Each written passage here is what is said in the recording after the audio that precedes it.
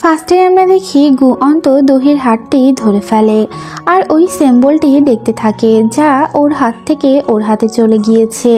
আর তখনই খুব সুন্দর একটা পানির বলক ওদের চারদিকে রাউন্ড রাউন্ড ঘুরতে থাকে, আর এটা পিঙ্ক কালারের পানি ছিল। এরপর দেখা যায় যে আমাদের দহি তো ওখানে জ্ঞান হারিয়ে ফেলে, আর সাথে সাথে ওই পানির চক্রটিও থেমে যায়। এরপর আমরা দেখি গুয়ন্ত আমাদের দহিকে হাসপাতালে ভর্তি করে, আর এরপরে কিছুক্ষণ পরে দহির জ্ঞান ফিরে আসে আর সে চমকে বসে পড়ে আর বলতে থাকে যে আমাকে এখানে কে নিয়ে এসেছে। সেখানে তার সেক্রেটারিও ছিল। তখন তার সেক্রেটারি জানায় এই ছেলেটি আপনাকে এখানে নিয়ে এসেছে। আমরা দেখি আমাদের গুয়ন্ত দহির একটা রুমাল দিয়ে ঘাম মুছে দিচ্ছিল। তখন ও বলে তুমি এখানে কি করছো? তখন আমরা দেখি গুয়ন্ত অনেক কেয়ারিং অ্যাক্ট করছিল, কেননা ওর সিম্বলটি ওর হাতে চলে গিয়েছে। এটা দেখে সেক্রেটারিও এখান থেকে চলে যায়। এরপর আমরা দেখি ওই রুমালটি রাগ করে তো ফেলে দেয়। তখন আমাদের দহি বলে তুমি এইরকম আচরণ কেন করছো? এটা শোনার পরে গুয়ন বলে তুমি তো আমাকে বলেছিলে যে আমি যদি তোমার সাথে রুড আচরণ করি তাহলে সবাই ভাববে আমি তোমার এক্স বয়ফ্রেন্ড, তাই আমি তোমার সাথে ফ্রেন্ডলি হওয়ার চেষ্টা করছি। দহি খেয়াল করে ওর হাতে ওই সিম্বলটি চলে এসেছে। তখন ও বলে আমি নেশার ঘরে কখন এই ট্যাটুটি করলাম। তখন আমরা দেখতে পাই যে আমাদের গুয়ন বলে এটা আমার ট্যাটু ছিল, আর তুমি যখন আমার হাত ধরেছিলে এটা তোমার হাতে চলে গিয়েছে। দহি বলে এটা আমি লেজার করে সরিয়ে ফেলবো, আমার ট্যাটু একদমই পছন্দ না। গুয়ন তো এটা শুনে ওর হাত ধরে ফেলে আর ও আরেক হাত দিয়ে ওকে চড় মারতে যায়, কিন্তু তখন তো চড় মারতে পারে না, কেননা সব শক্তি তখন আমাদের গুয়নের কাছে থাকে। হাতটি ছেড়ে দেওয়ার সাথে সাথে ওই থাপ্পড়টি ওর গালে লেগে যায় আর ওর গাল তো পুরা লাল হয়ে যায়। এরপর আমরা দেখি ওইখানে ডাক্তার আর পুলিশও চলে আসে। পুলিশ বলে যে আপনাকে যে মারার চেষ্টা করেছিল তাকে আমরা খুঁজছি আর খুব দ্রুত তাকে আমরা ধরে ফেলবো। পুলিশ আরও বলে আপনাদের হেল্প লাগবে, আপনাদের হেল্পের মাধ্যমে আমি এর একটা স্কেচ বানাতে পারবো। দহি বলে কোনো সমস্যা নেই, আমি সব রকম হেল্প করব আপনাদের। এরপর আমরা গুয়নের সেক্রেটারিকে দেখতে পাই। সে তো একটা বই পড়ছিল, আর এই বইটির নাম মাই ডিমন, যেখানে লেখা ছিল যে আমাদের ডিমন যদি কারোর সাথে একটি সত্য ভঙ্গ করে ফেলে, অর্থাৎ সে যদি কারোর জীবন না নেয় তাহলে আস্তে আস্তে সে গায়েব হয়ে যাবে। আর তখনই সেখানে ডিমন চলে আসে আর তার হাত থেকে বইটি নিয়ে নেয়। তখন ডিমন বলে আমি তোমাকে আগেই বলেছি তুমি আমার এই বইটি কখনোই পড়বে না। তখন সে জিজ্ঞেস করে আচ্ছা তুমি কি এক সময় গায়েব হয়ে যাবে কিনা? যদি কারোর আত্মা তুমি নিতে না পারো তাহলে কি তুমি গায়েব হয়ে যাবে কিনা? তখন ডিমন তো কোনো কথা বলে না, সে একটা লকের মধ্যে এই বইটি রেখে দেয়।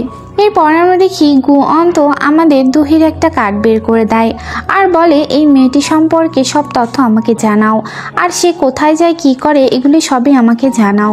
তখন সে জিজ্ঞেস করে এই মেয়েটি কি ওই মেয়েটি কিনা যার সাথে তুমি ব্লাইন্ড ডেটে গিয়েছিলে? তখন সে জানায় হ্যাঁ এটা সেই মেয়েই, আর ওর হাতে আমার সিম্বলটি চলে গিয়েছে। তখন আমরা দেখতে পাই যে তার সেক্রেটারি বলে এর মানে তোমার কাছে এখন শক্তিও নেই। এটা বলেই সে ওর উপরে পানি ফেলে দেওয়ার চেষ্টা করে, আর ও এটা থামানোরও চেষ্টা করে, কিন্তু এতে তো কোনো কাজ হয় না, ওই পানি ওর গায়ে গিয়েই পড়ে। এরপর আমরা দেখি ও বলে এখন আমার একজনের আত্মা নিতে যেতে হবে। তখন তার সেক্রেটারি বলে তোমার তো এখন কোনো শক্তিই নেই, তাহলে তুমি কিভাবে তার আত্মা নিবে? তখন ও বলে যে আমি 200 বছর ধরে এই কাজ করে আসছি, এটা আমার জন্য কোনো ব্যাপারই না। এরপর আমরা দেখতে পাই আমাদের গুয়ন্ত একজনের কাছে চলে যায় আর তার আত্মা নেওয়ার চেষ্টা করে, কিন্তু ও তো দিতে চায় না, আর সেখানে ওর পুরা গ্যাংয়ের লোক ছিল। তখন আমাদের গুয়ন বলে তোমরা একজন একজন করে আমার কাছে এসো, কিন্তু ওরা সবাই মিলেই তো ওর উপরে অ্যাটাক করে, আর ও তো ওদের সাথে পেরে উঠছিল না, আর এই জন্য জানালা দিয়ে লাফ দেয় আর ওদেরকে মিডিল ফিঙ্গার দেখিয়ে বলে আমি আবার তোমাদের কাছে আসছি। এরপর আমরা আমাদের দহিকে দেখতে পাই। দহির নামে রং আর্টিকেল ছাপায় ওদের কোম্পানি অনেক ডাউন হয়ে গিয়েছে, আর ওর সেক্রেটারিকে বলে তুমি তাড়াতাড়ি লোক লাগাও, আর কে এই কাজটি করেছে এটা তাড়াতাড়ি আমাকে জানিয়ে দাও। এরপর আমরা দেখি পুলিশ তো ওই লোকটির স্ক্র্যাচ বের করে ফেলে, তার ছবিটি বের করে আনে। এরপর আমরা ওই কিলারকে দেখতে পাই। ওই কিলার তো একটা রুমের মধ্যে ছিল আর সেখানে অনেকগুলো লোকের ছবিও ছিল। সে তার মুখ থেকে একটা মাস্ক খুলে ফেলে আর এরপরে সেখানে দহিরও একটা ছবি টানিয়ে দেয়। এরপর আমরা দেখি কিছুক্ষণ পর একজন তার দরজায় নক করে। আসলে সে এই বিল্ডিংয়ের মালিক থাকে। সে বলতে থাকে এই বিল্ডিংয়ে অনেক দিন ধরে অনেকে লোক বাস করছে, কিন্তু কেউই আমার ভাড়া দিচ্ছে না। তখন সে বলে আসলে আমি এইখানে নতুন এসেছি।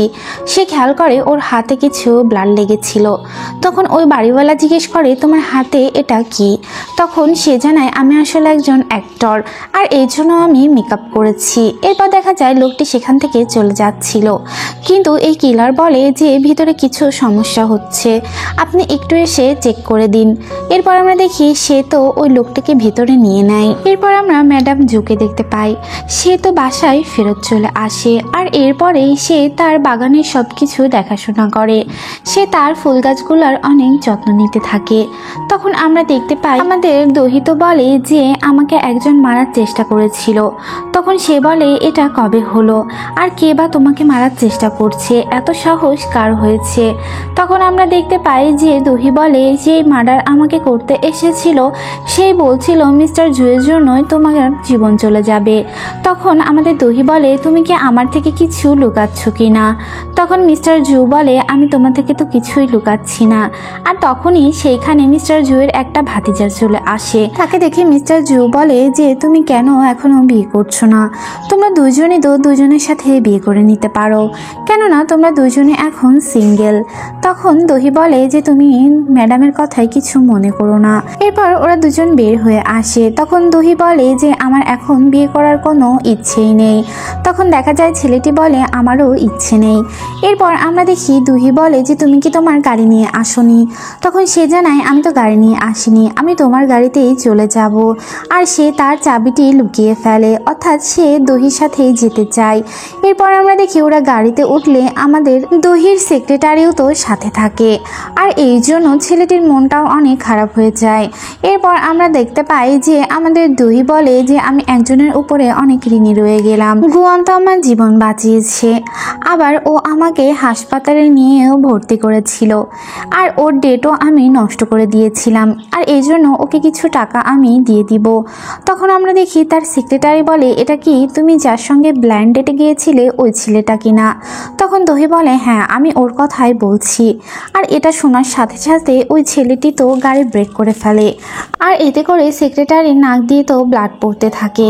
এরপরে সেই গাড়িটি চালায়। এরপর আমরা গুয়ান আর তার সেক্রেটারিকে দেখতে পাই। সেক্রেটারি তো দহির বিষয়ে সব ইনফরমেশন তাকে দিয়ে দেয়।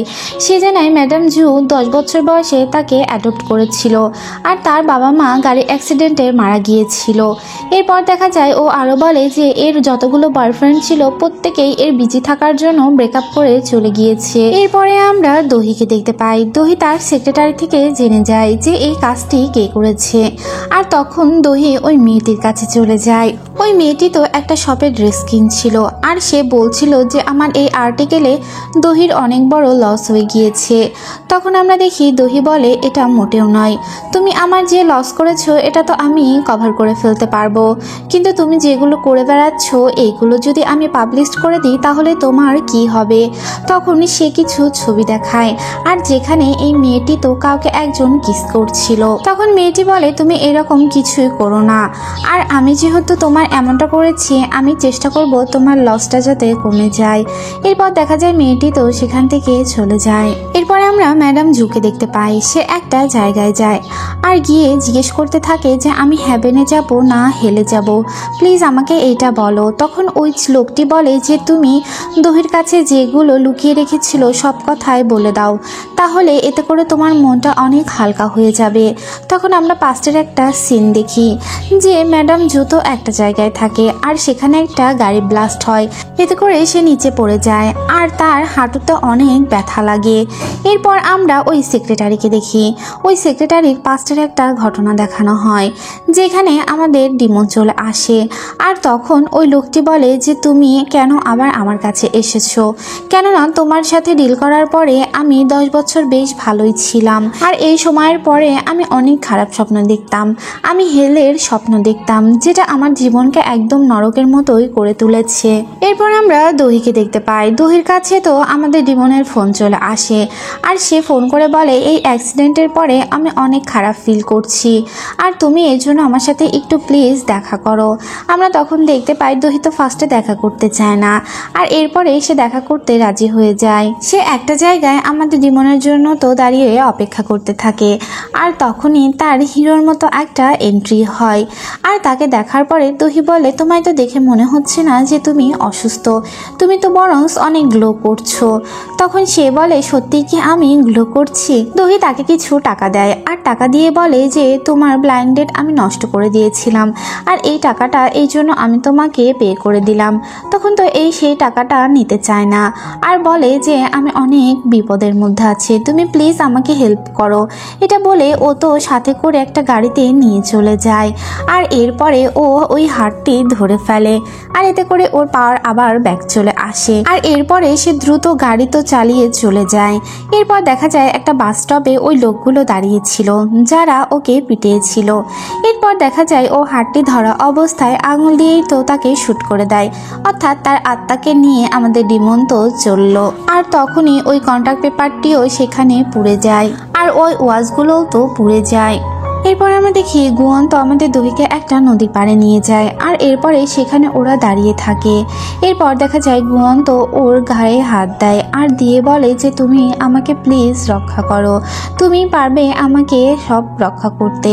আর বলে তুমি কিছুক্ষণের জন্য তোমার নিঃশ্বাস বন্ধ করে রাখো। আমাদের দহি তো ভাবে যে ওকে হয়তো বা কিস করবে, কিন্তু তখনই তো তাকে নিয়ে ও পানিতেই ঝাঁপ দেয় আর দিয়ে ওই সিম্বলটি আবার নেওয়ার চেষ্টা করে। ও ভাবে যে পানির মধ্যে থেকে হয়তো বা আবার স্যাম্বলটি ব্যাক আসবে, কিন্তু এরকম তো কিছুই হচ্ছিল না। দহি ওকে একটা কিক করে তো উপরে উঠে চলে আসে, কিন্তু তার মনটা অনেক খারাপ হয়ে যায়। এরপরে ও তো বিভিন্ন কথা শোনাতে লাগে। ও বলে যে আমাকে সবাই কেন মারতে চায়, কালও কেউ একজন আমাকে মারার জন্য এসেছিল, কিন্তু ভাগ্যক্রমে আমি বেঁচে গিয়েছি।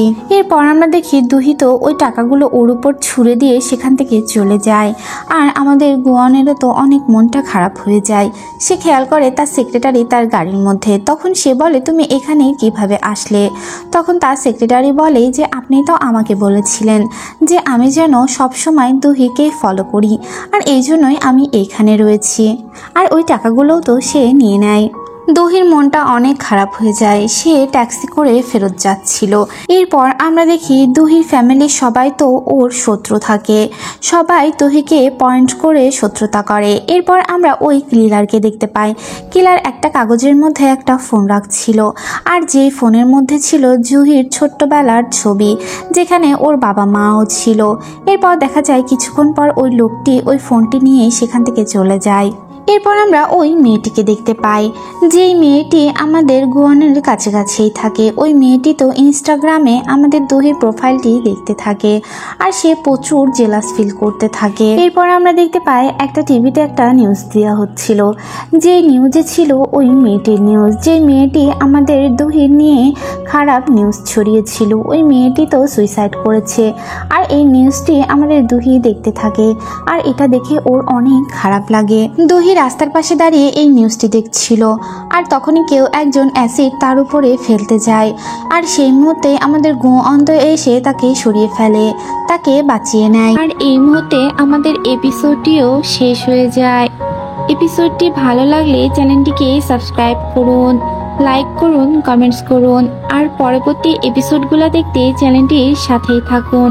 Thanks for watching. Allah Hafiz.